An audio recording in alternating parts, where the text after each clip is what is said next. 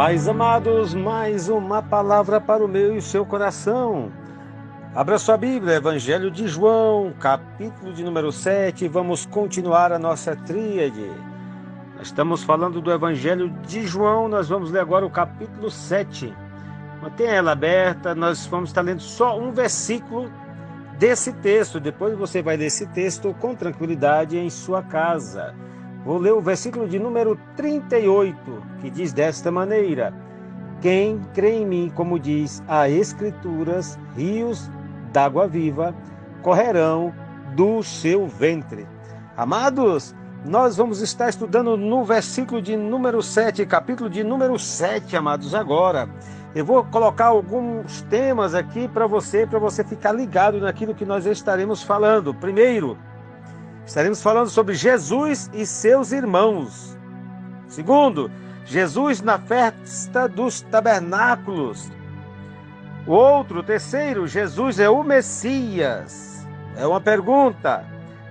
Guardas para prender Jesus quando ele desaparece. Vamos falar sobre a fonte de água, da água da vida. Vamos estar falando também sobre o povo se divide. E vamos também falar sobre os líderes judeus que não creem. Então nos acompanhe devagar, nós não temos pressa. Deus abençoe cada um de vocês em Cristo Jesus. Primeiro, Jesus e seus irmãos está lá em capítulo 7, versículo de número 1 ao versículo de número 9. Porque este capítulo nos fala da opinião de diferentes pessoas a respeito de Jesus. Alguns não queriam crer nele de forma alguma. Não queriam crer nele, em Cristo, de forma alguma. Outros estavam cegos por suas próprias ideias, que eram contrárias aos ensinos de Jesus. Alguns odiavam porque ele pregava contra o mal que eles praticavam. Amados, esse é o momento que nós precisamos entender e compreender, que nós precisamos amar esta palavra, esta mensagem que nos confronta.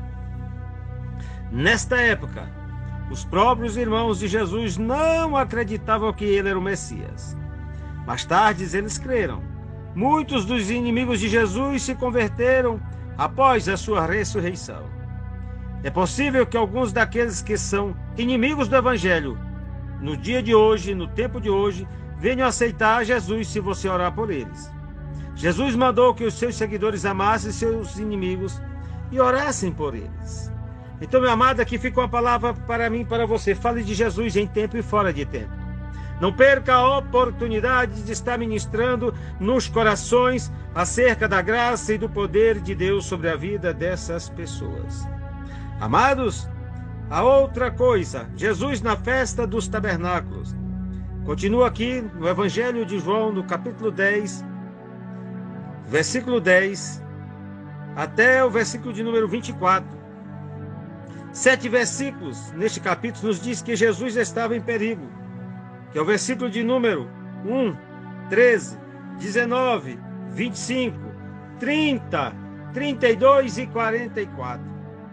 Apesar do perigo, ele continuou ensinando e foi uma celebração religiosa em Jerusalém. Mesmo ele passando por todos os perigos que ele estava passando, ele não parou de frequentar o templo, não parou de ir nas festas religiosas, nas celebrações. Muitos dos seguidores de Jesus não pensavam dessa maneira, mas estavam em perigo. E eu quero te falar uma coisa, hoje, nos dias atuais, muitos deles estão em perigos. Muitos homens de Deus em outros países estão correndo grande perigo. Nós devemos orar pedindo que Deus lhe dê coragem para continuar pregando o Evangelho, ensinando ou testemunhando, pois os ensinos de Jesus surpreendem qualquer líder que o ouça.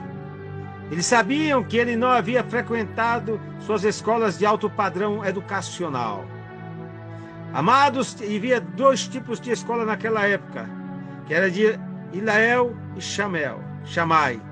Eles eram os grandes líderes, os 2 grandes rabinos da época que ensinavam a palavra. Aqueles que têm mais conhecimento podem depois pesquisar sobre eles. Eu quero te falar uma coisa, Jesus não passou por por essas pessoas que estavam estudando no banco da escola. Mas eles ficaram surpresos com a capacidade intelectual de Jesus e espiritual. As verdades que ele ensinava provinham de Deus. E as pessoas diziam, ele fala como quem tem autoridade. Amados, se estivermos desejosos de fazer o que Deus quer, ele nos mostrará a verdade. Eu gostaria de ler um texto com você. Que é o 7,17. Se alguém quiser fazer a vontade dele pela mesma doutrina, conhecerá se ela é de Deus ou se eu falo de mim mesmo. Olha só, ele chamou as pessoas a entender que precisavam conhecer a Deus através da palavra que ele estava falando. Amados, eu quero te falar uma coisa. Muitas pessoas que não creem no Evangelho têm esse problema. Não conseguem reconhecer a verdade porque não estão querendo obedecer a Deus. Mesmo certas pessoas que não criam na existência de Deus, o acharam quando oraram sinceramente. Ó Deus, se o Senhor existe, por favor, revela-se a mim. Ajude-me a encontrar a verdade e eu o seguirei.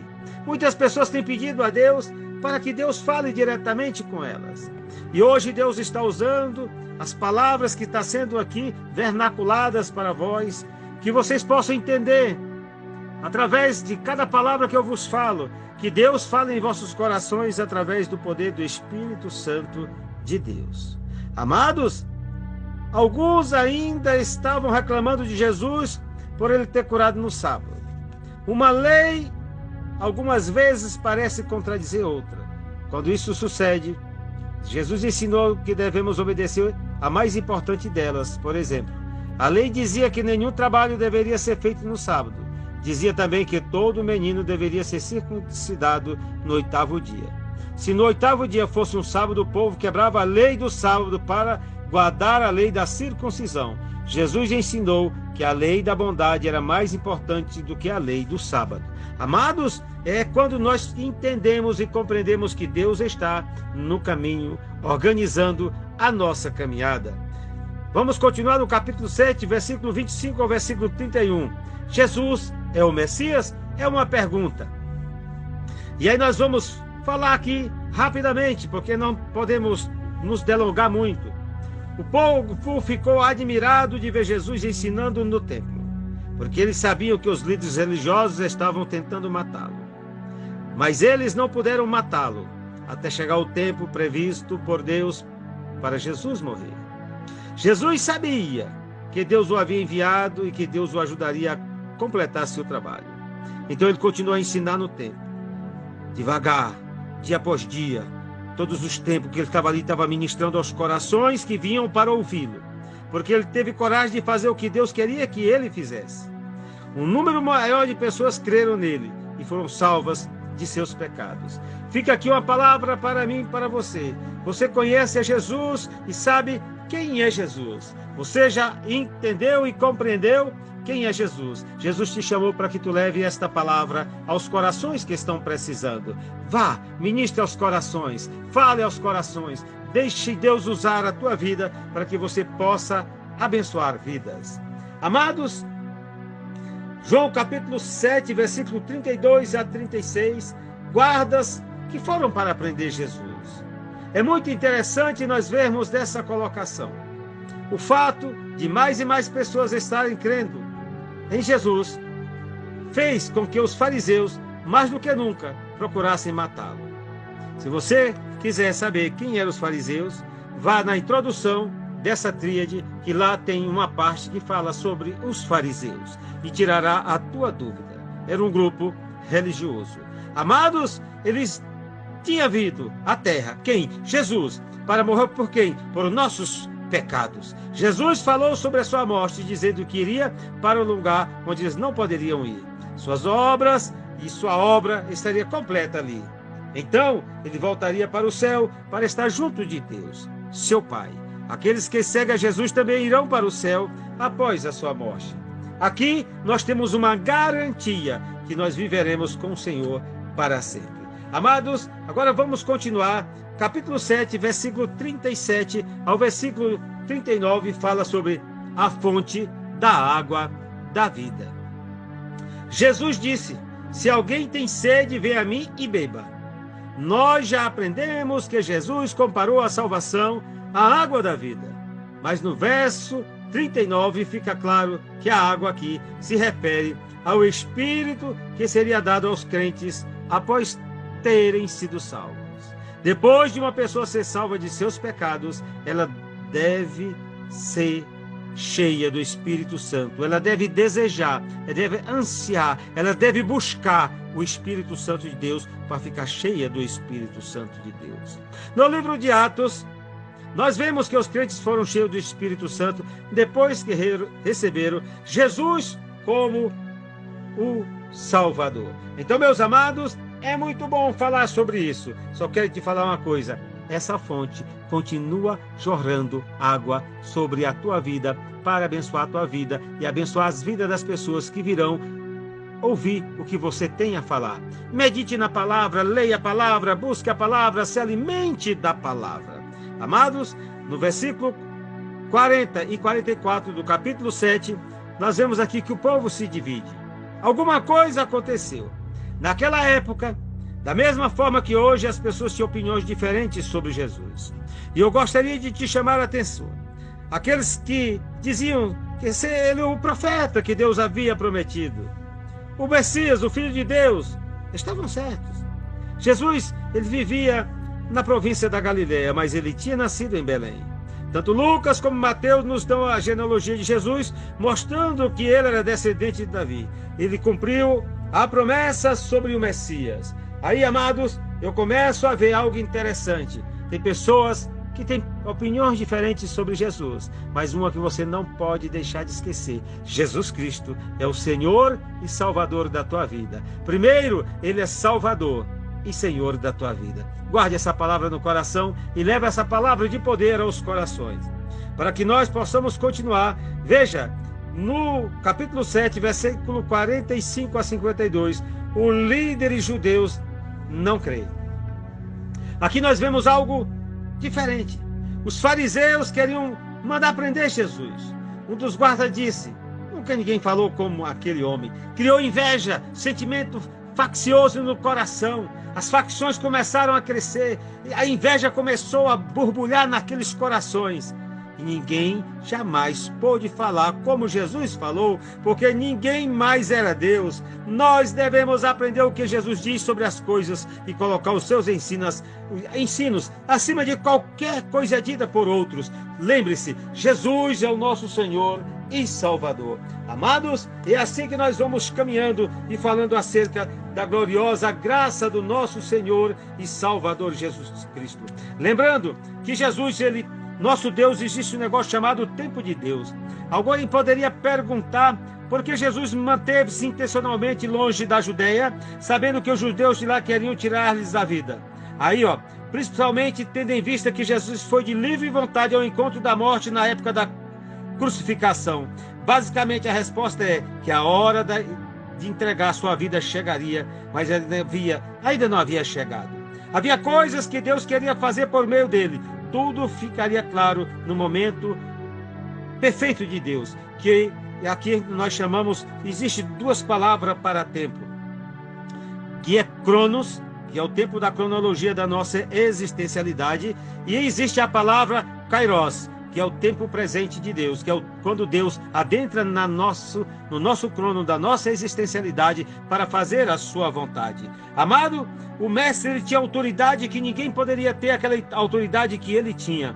No momento apropriado, no meio da semana da festa dos tabernáculos, como nós já falamos agora há pouco, Jesus se revelou e começou a ensinar. A multidão ficou surpresa ao ver que Jesus não havia estudado com nenhum daqueles judeus famosos, daqueles mestres famosos, e ele respondeu a essa surpresa. O ensino não era seu, mas vinha daquele que me enviou, ou seja, vinha do próprio Pai. Essa discussão não deve ser vista como uma depreciação do estudo do ensino. Jesus havia recebido de Deus, de modo especial, o poder e a capacitação para a sua missão, e suas palavras eram as palavras de Deus, porque ele é o próprio Logos. Então, amado, ele falou sobre o Espírito prometido também. Trazendo esta palavra para nós, nós podemos entender. As pessoas pensavam erradamente que ninguém podia conhecer a origem ou o lugar do nascimento do Messias. E como eles sabiam de onde Jesus vinha,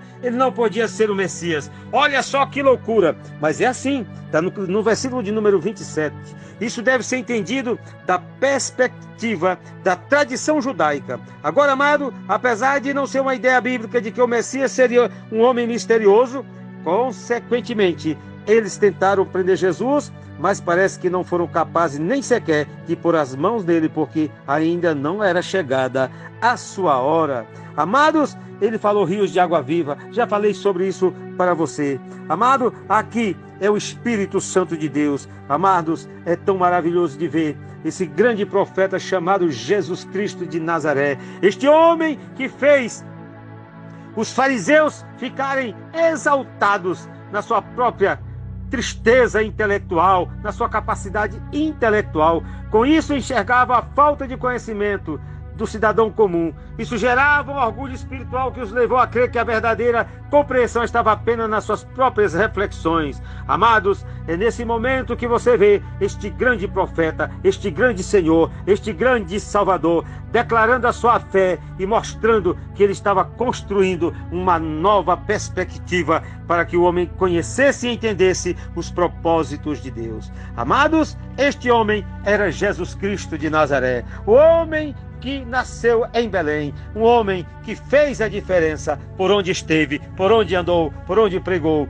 Quando nasceu, viveu e morreu e ressuscitou e hoje intercede por nós. Então que Deus te abençoe em Cristo Jesus, que a boa mão de Deus esteja sobre a tua vida. Olha, não se esqueça, o nosso Deus continua trabalhando a favor de você. Tenha um dia de paz e de alegria. Pastor Enei Lima, Brasília, Distrito Federal.